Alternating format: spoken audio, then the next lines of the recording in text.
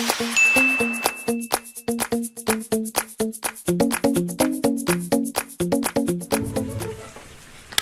Sus Mariosep! Anak na pala kang bakla! Diyos ko naman! Apolonia, ano bang ginagawa mo dyan? Akala ko pa naman merong magnanakaw na manloloob sa atin. Ay, Sus Mariosep. Oh. Bakit? May problema ba? Umiyak ka ba? Nasisanti ka ba sa trabaho? Na-snatch yung cellphone mo, na-hold up ka. Sus Mariosep, huwag mong sabihing buntis yung pinsan mo. Tita Eps naman eh. Bakit ko naman iiyakan yung pagbubuntis ni Rio?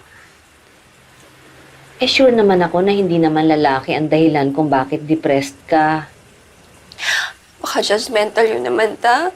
Iniiyakan mo ang lalaki? Siguro naman mas nakakagulat ko iniiyakan ko kapwa ko babae, di ba? Apolonia, ang lalaki ay hindi iniiyakan. Ikaw dapat ang nagpapaiyak sa kanila. Wow, ta ha? Hugot lines, ha? Kung ano mang problema yan, may solusyon ako.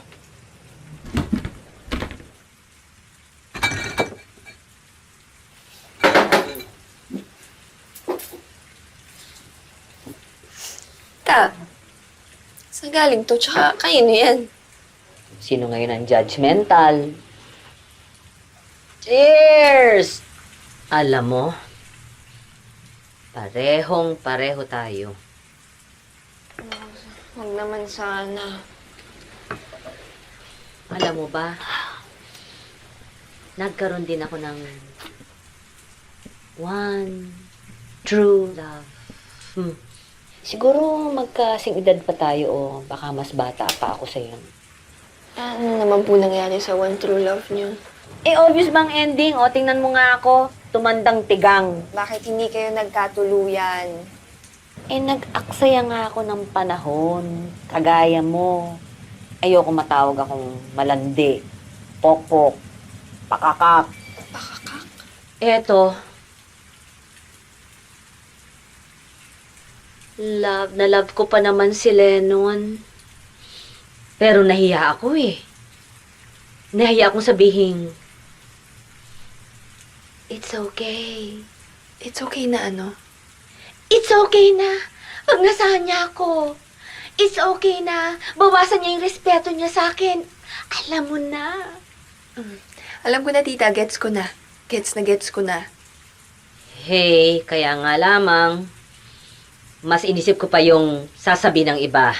Hindi ko inisip yung gusto niya. Kaya, eto.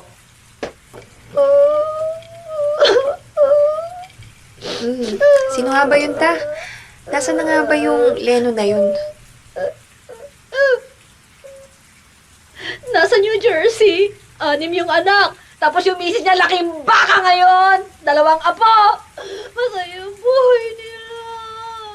Ta, masaya din naman kayo ngayon, ah. Sapakin kita dyan eh. Anong masaya? Kita mo nga itsura ko ngayon. Ta, maganda kayo. Thank you, ah. At least ngayon alam ko na kung anong gagawin ko. At napagdesisyonan ko na kung ano talaga dapat gawin.